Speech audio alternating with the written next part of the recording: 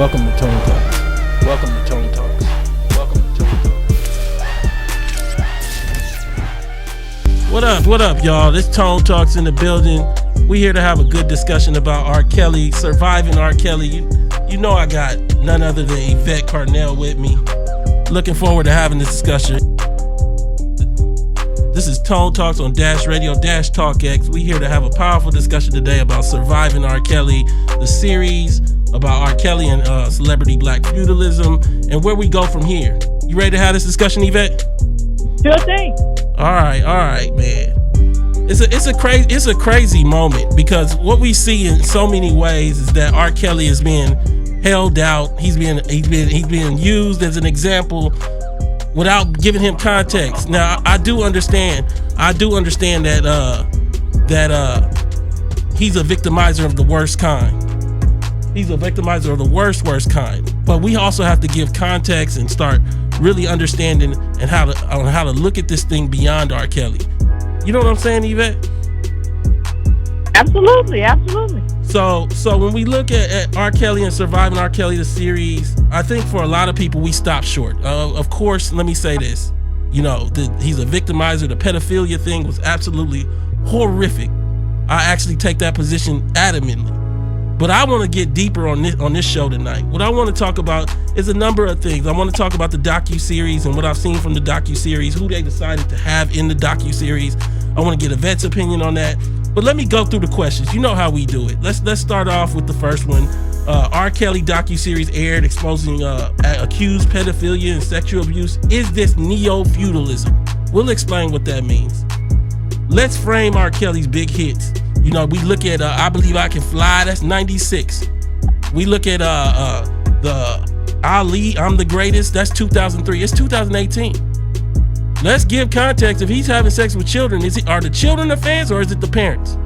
And if it's the parents, what does it mean that the children have hooked on to the parents' celebrity love the way that they have, to the point where it drives them to craze? Let's talk about it tonight.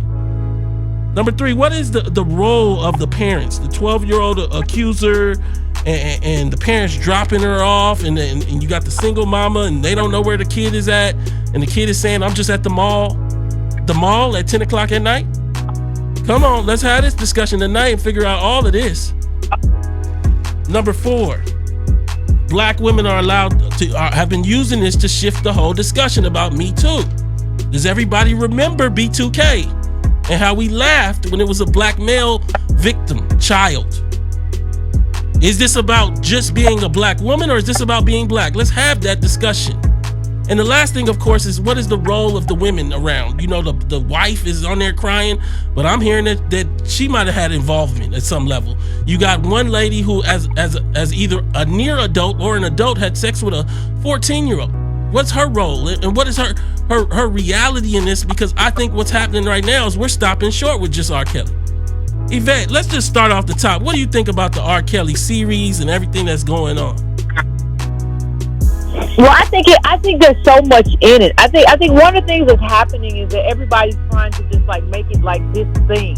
You know, like you and I did a video a while back, months ago, and said like nobody should be listening to R. Kelly stuff. We shouldn't be supporting R. Kelly. That was before this docuseries, so we're already on record as saying like this guy is an abuser of young women. He's a pedophile. We're already on record with saying that. But I think what we're not saying. See, what you have to understand is we're not saying this in a way to like abdicate R. Kelly of responsibility. We're saying you got to include a lot more people in the loop, and you got to include the systemic aspects of this that also add into this. So let's widen that net. Let's not have this net just be about this one man. We already know what's wrong with him, and we're going to talk about what's wrong with him, but we're going to talk about how he gets to do that. What is the context that allows him to be a predator for this long, to the point to where the man can have sex cults in his house and people can still bring him their daughters after the trial? Come on.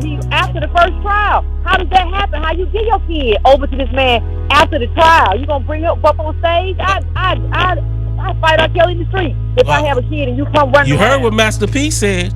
Master P said it should have been on CNN, not on Lifetime, because them parents should have took R. Kelly out. I'm not advocating for no violence, but Master P, he said some interesting things. Go look it up. But let's talk about this docuseries Lifetime did. Let's talk about who they decided to interview. We have interviews by none other than your own Charlemagne. So Charlemagne is on record talking about Spanish Fly and giving that to a woman. Yet our Lifetime used him in this series. In addition, he has a tweet where he made fun of this back in 2010 in a way that was not only insensitive, but it was also problematic. And yet he still ended up in the Lifetime special. Since the airing, the executives have said that was a mistake, but you don't get to get this wrong. You got to be right the first time. We got Torre in the series. Of course, Torre is the one that caught R. Kelly with the misstep in the interview. Now, I'm not saying that R. Kelly isn't wrong, but Torre has just been accused of harassment himself. We got to get into it today, and we got to say, did they miss the mark with the series? I commended them the night of. I thought it was interesting how they captured everything. But inside of being interesting, did they miss the mark and getting into the wife and asking her what her role was, getting into some of the victims and talking about them as predators and asking them predator questions? You know, I look at this thing and we start wondering, how did we get here? How did we get to a point where a guy that's almost 50 can have 16-year-olds thinking that he's still a celebrity? Let's go back. Let's go back to 97. Could Smokey Robinson have had a cult of young black women in 97? I don't think so. I don't think anybody was listening to Smokey Robinson's hits. So this might be something bigger than that, but we gonna talk about it tonight. You know, I've been calling this thing the decadent veil, this thing of black celebrity and what black celebrity represents. We here now. I told y'all about 5-7 years ago that the decadent veil is covering up black poverty. And what I feel is happening is that the decadent veil is starting to expose the poverty in black America. And the consequence is you have raised your children, as Yvette has called it, as chum. What do I mean? Let's talk about feudalism. Let's talk about the reality of where black wealth is at. You know, black America has to understand. I've given you this chart the last 2 shows, but it's important to understand this, because if you don't understand this chart, you can't understand the rest of the discussion. The top 10%, look, black America has 2.6% of the wealth. The top 10% has 75% of that. But it ain't hard to probably say that the top 1% might have 40% of that 75. So right now, that group is moving around like lords. That's called feudalism. What you think, Yvette? I do think that's what happens. See, the thing is, what the question that I ask is, if these people, if these families that these girls were from, these young girls who R. Kelly had the cults, and you know, if they had stable families with wealth and opportunity, do you think that they would land here in this cult? This is let's understand something. This is different than groupies. We're not talking about women who will tell you, I had sex with Sting in the summer of 91 or whatever, and ooh, that was the crazy time, and now I moved on and now I'm a marketing executive. That's not what this is. Like, feudalism is like the people who control your life are the people who have wealth. And says, Harley, nobody in your community has wealth. It's just one guy who you heard is a phenomenal singer and songwriter or whatever. He's going to make you a star. And that's He'll put you up at the Holiday Inn.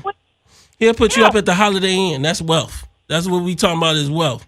He'll get you the continental breakfast that come with the room. Come on. Let's talk about what he giving these women. He going to get you a pair of shoes. Don't spend more than $130 on the shoes, though. That's in exchange for you being a sex slave. Well, how did we get here? Let's talk about it. Bring the chart back up. Bottom half of the race is living on less than $1. Bottom 90% of black America living on less than 0.65 of all of America's wealth. But you raised your kids to want to be the next actress, singer, movie mogul, descending from American slavery with no government. So now R. Kelly, all he got to do is whisper in some ears, including the parents. Well, I went and talked to R. Kelly. I went and talked to him, and he told me directly that he wasn't gonna do nothing with my daughter. This is a man that got off a trial, on a pedophilia trial, known in the records, was married to Aaliyah, supposedly, that only reason the trial didn't go ahead was because the parents dropped the charges, and you dropped your daughter off. Let's talk about it. Let's have a discussion. So what is feudalism? Feudalism is a combination of legal and military customs in medieval Europe between 9th and 15th century that structures society around relationships derived from holding wealth. What you call them? Lords and peasants, right, Yvette? Absolutely. And so we look at this thing and we start to wonder, is that how R. Kelly saw himself? Bow your head when R. Kelly walks down the hallway. Is that how he saw himself? As a feudal lord? Don't make eye contact with nobody else in the room.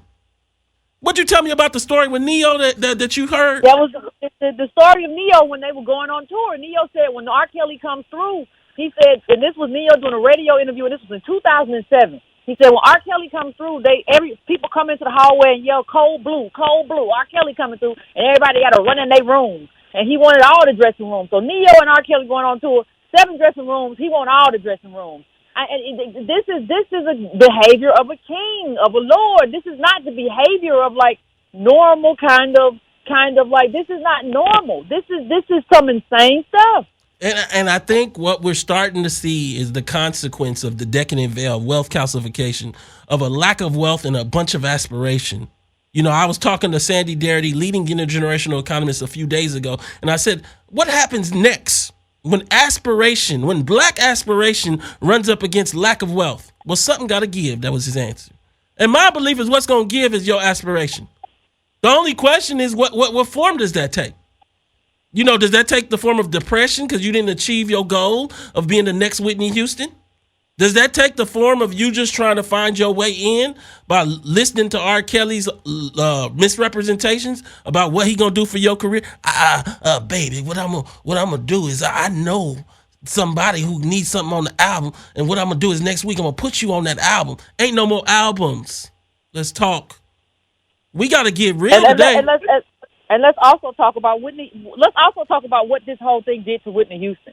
Like you know, Antonio, there's no bigger fan of Whitney Houston than Yvette Carnell. But let's talk about what trying to fit into this life, like, and fit into this world, and be one thing to the world so you can be accepted by white America, and then be another thing in your personal life, and the contradiction of those things, and the anxiety and the drug use. That's what it did. But that's what you're pushing for. I mean, we see all the same thing with the accusations last year in the Post from the agent about the agent of Halle Berry and Taraji about actresses. You know, all the black actresses supposedly that he takes on. He uses Halle and Taraji as this signpost of what he can do, but you got to be his mistress for him to represent you. This is an accusation. I'm not saying I've proven it or the Post has, but this was a major article in the Washington Post last year. This is all tied together. This is neo-feudalism. This is the type of feudalism that comes out of extreme wealth calcification. See, because within black America, our wealth calcification makes white America look like a pittance. It makes it look, and understand that white wealth calcification in America is among the highest in modern societies. So what does that mean? We're living in a third world kind of existence in the middle of black America. But see, you guys love black celebrity. Everybody asks us what's the solution. They're going to have to let go of the celebrity. You agree, Yvette? They're going to have to let it go. Yeah, you got to let that go. You're going to have to, it's not real celebrity anyway, but you got to let it go. It's not real celebrity. It's not real wealth. Like, it's none of those things. You see these people on TV, and I told you I saw one of them in the airport, and you're wearing all these diamonds and stuff. You traveling alone. You're looking all meek and mild. This is just all a weird, like, facade. Yvette, that brings me into the second question. I'm going to open up the lines in a second, but this is Dash Radio, Dash Talk X. We're going to be having the discussion today. It's going to be a powerful one. It's going to be a powerful one because we're going to talk about things in a different way. You know, when I look at R. Kelly, what I see as one of the problems, before I get into the second question, is everybody saying, well, he been framed or they target black men. One of the problems of what's going on, this is going to get a little deep for people, is we know that black men are overly incarcerated for crack cocaine, driving licenses. But we got to know when that's not the case, when we're not dealing with that. We're dealing with pedophilia here. So R. Kelly done drank himself in all of the underprivileged, over-incarcerated black males, like empathy that black America has, and he walking around with that as a cape and a protection. Let's talk. So essentially, because your brother or your cousin got incarcerated and you feel they were mistreated, you done given that to R. Kelly, somebody who don't deserve it. And his lawyers know how to play it up. He's mistreated. Understand this. There was accusations at the New York premiere that either R. Kelly or somebody around him has set it up for the premiere to be shot up. Did you hear about this? And everybody was scared there was going to be a shooting at the premiere. Understand that this series was one of the highest aired of all of Lifetime and all of Lifetime's series. This is a major moment. Let's not miss it, but let's not also overstate it. Let's move to the second question before we open these lines up. So, R. Kelly, big artist. But the question is, when was he a big artist? My argument is that Black America is stuck in a time warp. From Will Smith to R. Kelly, these people ain't been celebrities, like real big celebrities for like 15, sometimes 20 years. In 97, wasn't nobody that was a celebrity in 1977 still like having this much cachet. Rick James and the Temptations said that you can be anything. In 97, wasn't nobody listening to that. But we sitting here with sharing Will Smith's little testimonies because we stuck in or going to Puff Daddy's concerts for hits in 97. It's 2018, 21 years since 112 came out. And the reason why I'm bringing this up in this context is we got to understand how crazy this is. Because I haven't heard anybody make the point I'm about to make. Walk with me. I Believe I Can Fly came out in 96. Space Jam, right? Ali, I'm the Greatest, that big hit was in 03 when the movie Ali came out with Will Smith. What does it show that people are revering an aged singer whose hits are 20 years old? You look at Geronda Pace, the main little girl who was 16 or 17 when she met R. Kelly. By my count, she was born in 95. So that means that when I Believe I Can Fly comes out, she was 1. And that means that when the Ali movie comes out, she ain't much more than 8. She can't be an R. Kelly celebrity at the level that we hearing. Her mama and her daddy gotta be the celebrity, gotta be R. Kelly fans. So after the pedophilia trial, did they shut the door down and let their daughters know the role that R. Kelly would have in that home? Sound like that didn't happen. What you think, Yvette? No, I think you're exactly right. What happens is somebody said, like, you can't hate on Will Smith. Like, we're not hating on him in the chat. What we're saying is that, like, why don't we let these artists age? Like, when we look at them like, we look at Will Smith like he's still the same Will Smith that was in Bad Boys. Do you know how long ago that was? 94, yes, 95. And so it's like he's that same age guy. We don't see him as like he's an older guy. He's doing. We don't see him, and then he takes roles where everybody just paints his hair black all over again. So you paint his hair black, and you get him in the gym, and you throw him out there again to play the role of like a 27-year-old or something. But we don't. We talked, Antonio, too, about why that is because Hollywood ain't making these mega stars, ain't making these they didn't invest in these people. Making a bunch of Denzels, not American. Mm-hmm. So we just keep painting the ones we have, and we don't see that these people have aged out, and there should be new blood. There should be new blood and new people. We don't see that R. Kelly.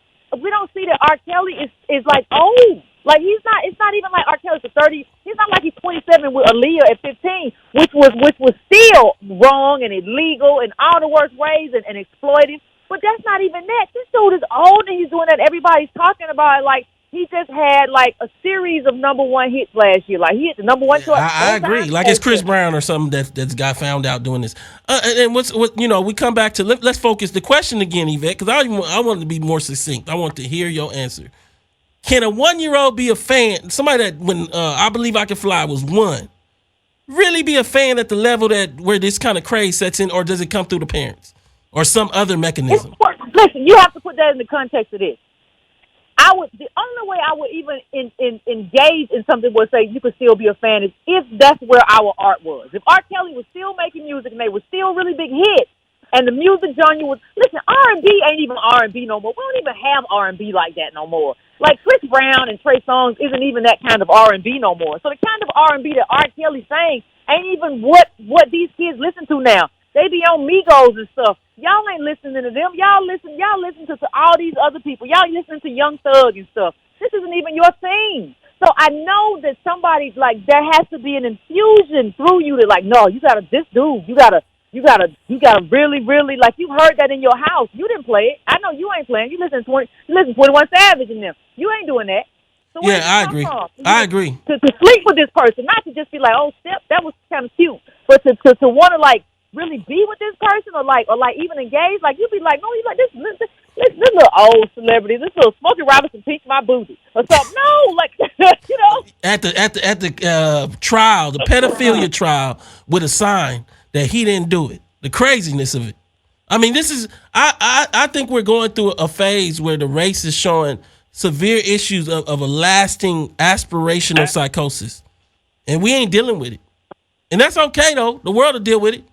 The world will deal with it. It'll take your daughters and your sons, turn them against you, turn them against themselves. They got an answer for you if you continue down this path. I look at the Clarys. You know, Azriel, I believe was her name, Clary. They got her on TMZ jumping up and down just recently, singing the song. She's nothing but 21 years old. She's singing songs that came out when she was 3 and just excited as can be. But you can't do nothing but go back to her as a 15-year-old, and the parents done had her at Coliseums singing. So she done fell in love with her own aspiration. So that brings me to the whole question of, are these women in love with R. Kelly or their own aspiration? Talk about it. Are we watching young women that are in love with the individual man? What do I mean? Like Kim Jong-un and his father. They indoctrinate people with all kind of lessons. And if you go to Thailand, when the king died, everybody was sad because they indoctrinate these people with the love of that individual, that king or whatever it is, dictator in the case of Kim Jong-un. But when we look at R. Kelly, are these young women really in love with R. Kelly or what he said he'll do for them? It's an important difference. Because what happens is if you don't have no wealth, you can't combat that. What happens is if you built your child wrong, if you built your young daughter and all she want to do is sing and you don't know nothing about singing, but he done made a Grammy hit, even if it's 20 years old, who's she going to believe? You got the Clarys well after the pedophilia trial, bringing their daughter to the concert. We're going to get into that in the next question. But Yvette, are they in love with their aspiration or are they in love with R. Kelly?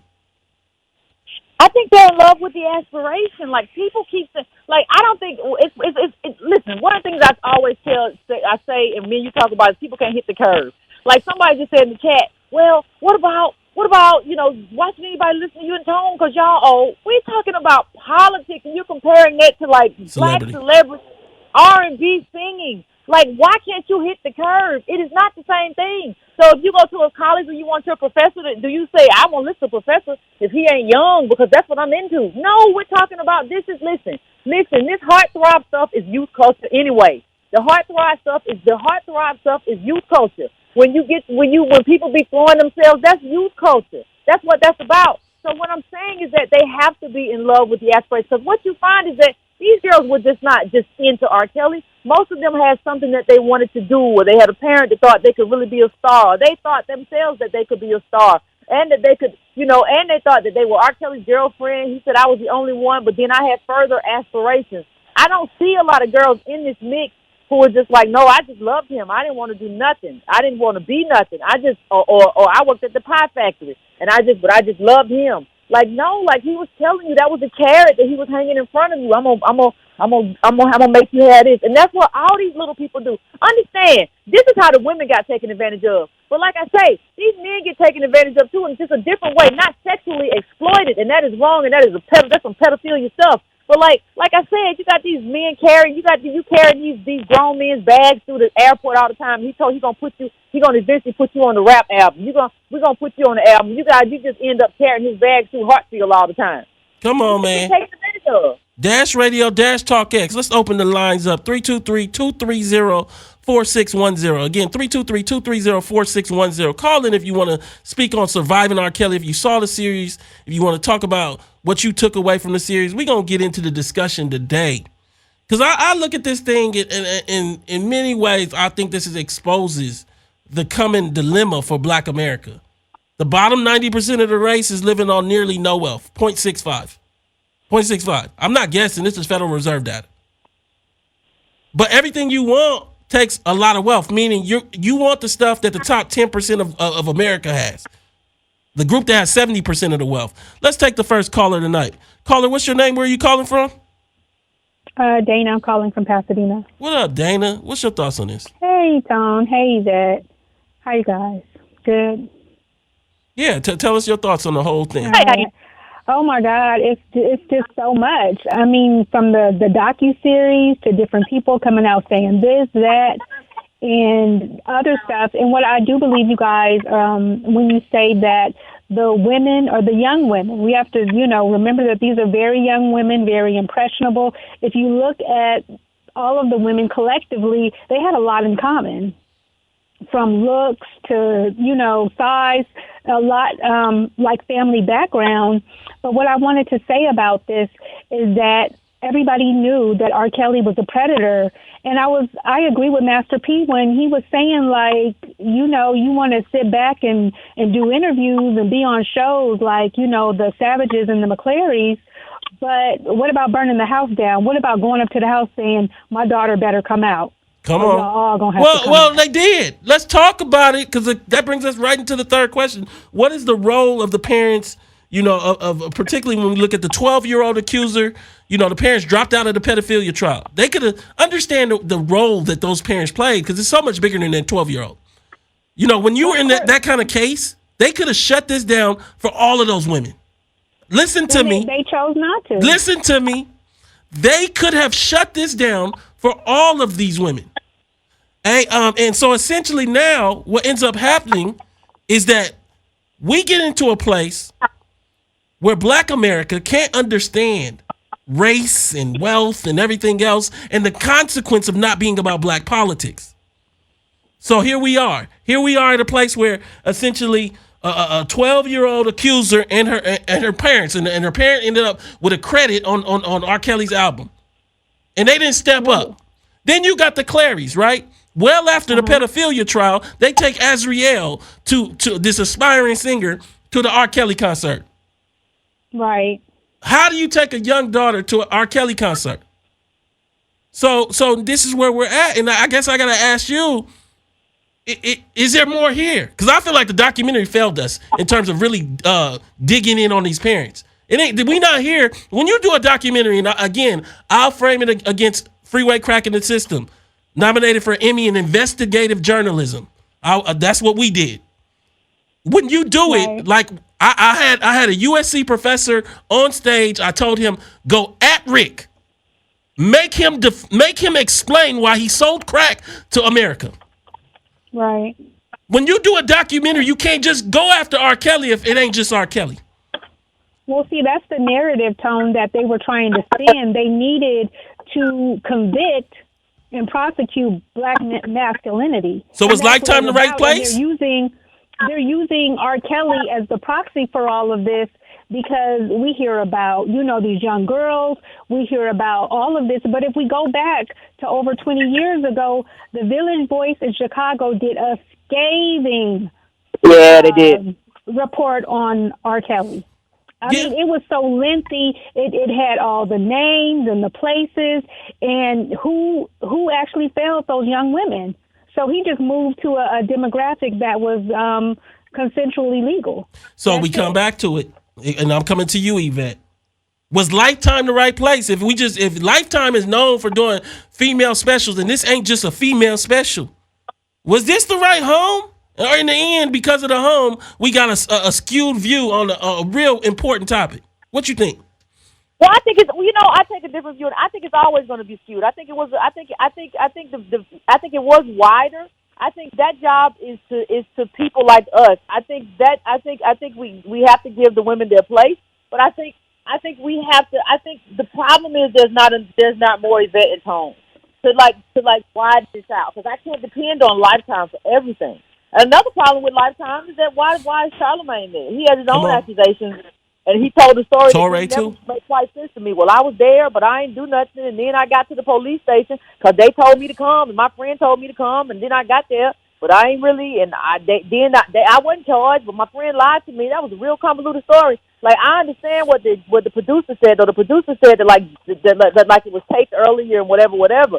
But you when you put him in that space, like you kind of devalue like the story that you're trying to tell because of what he's doing. Any last thing you want to say to the audience, Dana, before I let you go? I don't think so, Tone. I just want to say that we need to always look at the narrative. What is being spun here? What is Lifetime? And then in the bigger picture, what are they trying to tell us? Yeah. And we always just need to pay attention to that. And also, the decadent veil, as long as collectively we're in love with celebrity, there's always going to be these consequences and these collateral damage. Thanks so much for calling, Dana. You're welcome. So Yvette, you know, one of the moms, Dominique's mom, you know, it's funny because they had this, well, it's interesting. It's not funny. They had this part where Dominique's mom, the one that's dressed as a boy, she essentially got her daughter to escape. And what she says is, you know, we got 3 kind of drugs: crack, heroin, and R. Kelly. Now, I believe that essentially she got that a bit wrong, because the third drug is not R. Kelly, it's actually aspiration. And is there a difference there, Yvette? Yeah, R. Kelly is an expression. Like, R. Kelly is an expression. And the problem, if you can say it's not just R. Kelly, it's black celebrities. Because any black celebrity who had that kind of inclination could get that done. Any black celebrity could get that done and have that happen and have these young girls doing that, because these people are aspiring to be that. And what we're being told is that you're nothing if you're not that. This is what you should do. You should be dripping in diamonds, private jets flying over you. All this wildness that's not anybody's everyday life. Let's take this next caller. Caller, what's your name? Where are you calling from? So look, 323-230-4610. Call in. Let's hear your opinion on this R. Kelly series. If you saw the series, if you have your own adverse opinion, we open. We want to hear everything that people got to say. But I agree with you, Yvette, that we can't understand. We can't look at it if it's R. Kelly, if it's not R. Kelly. We have to understand and be able to look at this thing in a more wider lens. We're going to have to hit the curve. That's what Yvette calls it. And I don't think we're hitting the curve right now. We don't understand that black celebrity is basically trying to hold on. You got Jada Pinkett, she coming out with the Red Room, and she want to talk now. And she just be talking and talking and talking. And it's not. She said she had her vagina rejuvenated or something. I just be weird stuff. Weird stuff. Yvette, the lines are lit and all of a sudden. Let me take the next caller and then I'm going to let you finish. Caller, what's your name? Where are you calling from? Chicago. What up? Yvette, finish that thought. I'm sorry. I just wanted to get John on. No, just to do stuff to get attention. So I saw that she had the rejuvenation of the vaginal whatever. Then I'm looking through Instagram and everybody's talking about Usher done straightened his hair out, looking like the real Superfly, maybe for a movie or something. I don't know if he did it for himself, but it's just like they will do anything to like remain relevant. Even stuff that's even like, it's funny to see these celebrities who are like muscle bound and they got to be almost 50. Usher looking like Pepe Le Pew. You remember Pepe Le Pew? Yeah. Hello. Like it's funny to expect everybody to try to stay in shape. That's fine. What I'm talking about though is this: you're trying to project youthfulness, because that's when you have your most muscularity. That's when you're in your best prime. You're trying to project something that is not what you are right now, and you got to be uncomfortable and you got to be tired. It's too much, and then you're taking the place of actual young people. Let these young people come in and do this. It's their turn. Caller, what's your take on this whole thing? Hey, Tone, how are you? I'm good. Thank you for calling. Good. Chi-Town, man. You calling from R. Kelly hometown. Give us the take from the hometown. Hey, I don't know, I believe we also need to look at the mental illness, the sickness that's going on in the United States with black men, period. Because of everything that has taken place. You know, you mentioned and brought to the forefront of our intellect the decadent veil. You know, and I've heard Yvette say 1,000 times that celebrity has made it not good to have just a regular blue-collar job. And so this aspiration that, and you called it toxic ambition, you know, and for us to the God, I'm a bit nervous, man. So it's all good. Take your time, but you know I got a lot of callers. You gotta get in, get out. Yeah. Well, in any case, man, I'm enjoying what you guys are doing. And I believe that we have a much bigger picture to look at, as you and Yvette are pointing out. Thanks so much for calling. So look, we're gonna take another caller, Yvette. Caller, what's your name? Where are you calling from? Hey, what's up, y'all? This is J. Mo Carr from North Tulsa, Oklahoma. How y'all doing, man? We good. Are you on speakerphone or regular phone? Because it sounds a little far from the speaking of the actual phone. We want to make sure we hear you. Nah, I got you on regular phone. I hear you now. So what's your take on R. Kelly? Is this, this aspiration, this decadent veil? Give it to us. Well, I mean, the thing is, it begs us to talk about a larger problem. Like R. Kelly, he has a small problem with it. The larger part of the problem is the fact that black people are not understanding what they'll do for the money. The type of worth or self-worth, low self-worth that we'll permit ourselves to have. And in the aspect of those parents who didn't mind sending their daughters to him, their parents will sell the self-worth of their daughters for a chance at stardom or, get a piece of the white man's pie. This started well before R. Kelly. This started when, he's still the victim. Even though, yes, he victimized people, he's still the victim himself. And anybody who's part of the Midwest, they already know that shit is actually part of a culture.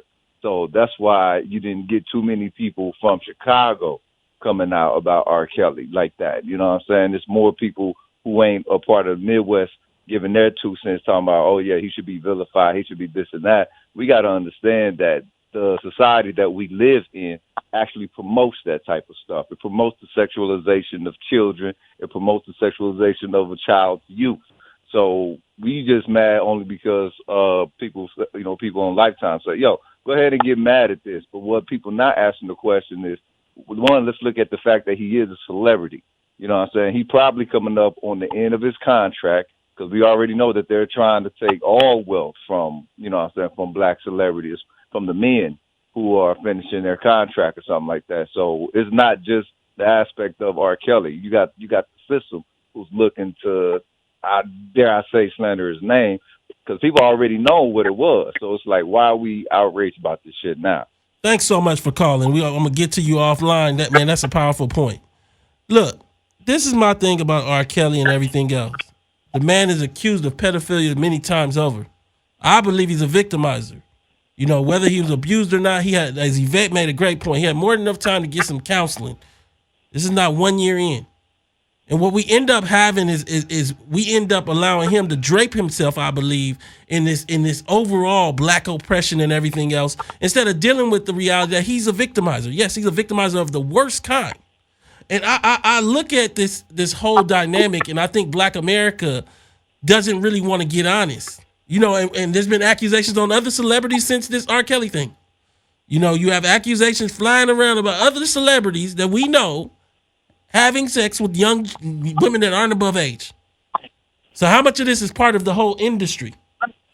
Caller, what's your name? Where are you calling from? Hey, what's going on, Tone? It's Leroy from Miami. Okay, you calling from a line that actually came in as a woman. Leroy, I guess I'll let you just speak to this before. Well, actually, let me ask you a question. I'm gonna ask a question. I'm gonna go to Yvette, then I'm gonna go to you. Just think about your point on this thing.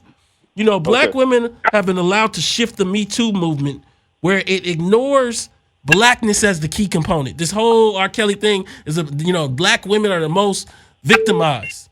That's what we've been hearing. They had an article in the Times, and the first line is about Chance the Rapper, as if he's empirical data. Chance the Rapper says that the black women are the most victimized. He's not empirical data. You need data if you're going to make that kind of accusation. But what we fail to remember is what happened when they made these similar allegations. We fail to remember how we laughed at this 13-year-old, this multiple set of 13-year-olds that made the same allegations and basically put upon them the action of they should have acted out. We fail to think about what's been in the news the last few days. Has anybody heard about what's happening with this Democratic donor? All these LGBT black males are being found dead in his house. There's a whole story that came out in the Daily Mail recently by one guy that got out of the house. He said, the guy paid me $250. He has pictures of the guy in his long johns. And he says, the guy paid me $250 and tried to shoot me with meth. And I got out of there. But nobody's talking about these black males that have ended up dead in this Democratic donor's house. See, my point is that this is about blackness. The makers of the Lifetime series point is this about black femaleness. But what they don't deal with is that there's more black men incarcerated than all women on the planet. What they don't deal with is that this is happening to black people in a number of different ways. Yvette, what's your take on this thing? Well, yeah, I think what I think is that you can trace all of this back to blackness in the sense of there is no wealth. Like I said again, if the women, if the B2K boy, if all these people came from stable households with wealth, you can go home. You can go home and be like, my daddy's a doctor. My mama works. My parents make good money. I ain't got to deal with this, and I can go have a good life and have the life I aspire to. I don't got to be no singer if I don't want to. I ain't got to deal with being molested or diddled. All this stuff comes with the fact that we come from something where, like, there is not a role to something, and we have diminished. Like the other caller said, we have diminished. Even if you have two parents or whatever and it's doing okay. Like, you're never going to be this, and we have diminished this whole quit your job, you just on the man's plantation. We've diminished what it means to, like, even have a life. So even if you have a life, that's not the life I want. I want to be in jets. I want champagne. I want to, what are you doing? And you don't know nothing about how R. Kelly living, how hard he might be living. What's your take on it, caller? So my take is I'm going to make a statement. It's going to sound like a question. I think just like how black people understand that how Asians are used, that model minority myth is used against us, I think the gender warring in the black community has gotten so bad that white society is using like kind of this model minority black woman thing against black men in certain ways. And you know, we're not talking about how both of us are victimized in this society and how blackness is the overall, you know, issue in this society. What we do is we talk about maybe black men being in prison, you know, in the prison population. We kind of touch on that a little bit, but then we change the subject to, you know, well, what about black LGBTQ, or what about black women? Well, let's dig deeper. Let's dig deeper and ask the question. I'll bring it to you first, real quick. I want you to give me a quick answer, because I'm coming right to Yvette. Honestly, looking at B2K when it happened, and then looking at the young girl, the one that had was urinated upon. Did anyone actually look at her and make her out to be responsible for her own acts, or did we also equate to her a youth where she's totally a victim, where she didn't even have right of choice or right of? But was it different with B2K, or was it the same to you that we saw both of them as victims in the same way? So I remember when the B2K thing when it kind of came out.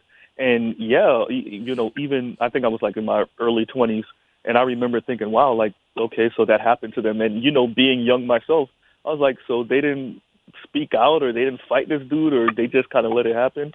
Me being older now, I understand the difference. But yeah, we understand that, yes, R. Kelly's victim is a victim. That girl is a victim. But we don't look at male victims of sexual abuse in the same way. Even when they're boys. Even when they're boys. What do you think, Yvette? You know? No, I don't remember anybody. I remember it being a salacious story. I remember the salaciousness. Oh, my God. And you know what's the funny thing? I remember that, I think that's why the B2K young men, I think that's part of how they fell apart and part of how the group fell apart. Like, I know, like they said, Marquez Houston just stopped taking their calls and everything, but I think that's part of how they stopped being sex symbols. People were like, oh, they've been with each other. They was in the bed together. Oh, that's so nasty. And you didn't see, like, nobody talked and nobody even investigated, like, what was this? What was this? Were these molestation allegations true, and who did it, and who should be held accountable for it? We just kind of moved on and was kind of like, everybody's kind of like, well, y'all nasty. Like, everybody has agency in this situation. Versus with the younger woman, I believe that we respected the fact, correctly so, that she's just a little girl, 14. You know. Tone, can I make one more comment before I get Make it quick, because I got one more thing to get through with Yvette. Okay, so Yvette just spoke to something really real. Like, that is so true. When we look at black men, when we look at black males, if we consider you weak, that completely kills your celebrity career. If we consider you weak or somewhat effeminate, or if you're an R&B singer or rapper, it's over. So Yvette just spoke to that, and that's so real. And I think that's one of the reasons why you see these male artists act the way they act in public and on camera. But thank you very much, and shout out to you, Breaking Brown, and to Tone Talks family. Thank you so much for calling. So Yvette, this is the last question of the night. I'm gonna bring it to you. what is the responsibility of the adult black women, and particularly I'm looking at the wife and the near adult, if not adult, woman who slept with a 14-year-old? What is the responsibility of them in terms of, we don't equate them being victimizers? But I think if they were males, I believe if they were males, we would, rightfully so. Well, the one woman was grown, and she said, she said during the docuseries, she said, we had a threesome with the young girl, but I didn't know she was young, and we all just kind of skated past it, like, oh, like I've never been in the bed with a 14-year-old, a 15-year-old, a 16-year-old. Like I don't know what you mean when you say like, well, we had a threesome, but I didn't know she. Like, what is everybody doing? What is all y'all doing? All y'all just, and what kind of how sexually responsible are you to just be in the bed or something? Like, all of this stuff, like, are we going to talk about, like, what kind of sexual culture is this? And we have had the same response if there had been a black male in the bed. Yes. And he was just like, I didn't know how old she was. I was just there. You know what I mean? Everybody was like. And I come back to it, and I look at the wife as well. There's all kind of rumors about her role. I mean, this is a small circle. Her knowledge of the incidents, and I just think I'm not giving her responsibility for stopping R. Kelly, but we got to be honest about whether she was actively involved, whether she was the madam, what was her knowledge, what was her role in management, and if she had that role, should she have been the centerpiece of this documentary in the same way that we're going to question Charlamagne, if not worse, in terms of questioning, because she was in many ways the emotional heartbeat with Jerronda Pace, who was a real victim, a real child victim. And I think that we mix all that, we flatten all that, we flatten the 33-year-old women with the 16-year-old women, and they're all just women. Well, this is post-feminism. No, when you become an adult, 30-year-old, you got to make 30-year-old decisions. And you got to be 30-year-old responsible, male or female. Now, I believe R. Kelly, as I said multiple times during this whole discussion, was the key victimizer. But I believe there were other victimizers in this room that Lifetime failed to really dig into as a documentary and get the discussion because they're geared toward women. And so as a result, like Yvette said, maybe it's our role. But maybe it is the documentarian's role as well to ask some questions. Well, then why didn't you? And what is your role? And dig into what is the consequence of being part of this whole heinous act. And so I come back to the whole discussion. And we talking about the parents, we talking about the aspiration, and we talking about black celebrity feudalism. And we got to wonder what the consequence of black people needing so much, having so little, is going to be as we move forward. Because R. Kelly won't be the last. How are you going to sit down with your children and equip them so that their dreams don't become albatross around their lives? Because that's what we see with Azriel and Jerronda Pace and all of the young women that were caught up in R. Kelly's web. Now, I'm not saying at the end of the day that R. Kelly wasn't victimized at a young age, but no excuse for what we saw. Yvette, what's your last take on this? Yeah, no excuse for what we saw. Like I said, you had plenty of time. You talk about how you were molested. You had plenty of time to go and find the best therapist and work through your urges. You had all the time in the world and all the money in the world. So there's no excuse for R. Kelly. R. Kelly exploited these young girls and led them on with little boyfriend, girlfriend talk, and I'm gonna buy you some Air Force Ones. You ought to be ashamed of yourself. And R. Kelly should have been canceled a long time ago. But I'm just saying the ability to him to do this for him to be able to do this goes to our lack of wealth and why these kids couldn't turn back and go home, because what they really wanted and aspired to have and to become ain't at home. Because I mean, you're right, Yvette. I wouldn't even. One last point I have to say on this is that when we look at the use of the word daddy, you had a lot of young women. I mean, the Clarys, the Savage, that had fathers, and you have to wonder how much of this was R. Kelly using daughters to take shots and emasculate black males. This is all part of the play. I know you have a daddy, and I'm gonna take you from your daddy because your daddy doesn't have wealth. Black celebrity feudalism. Start thinking about it. Start having the discussion.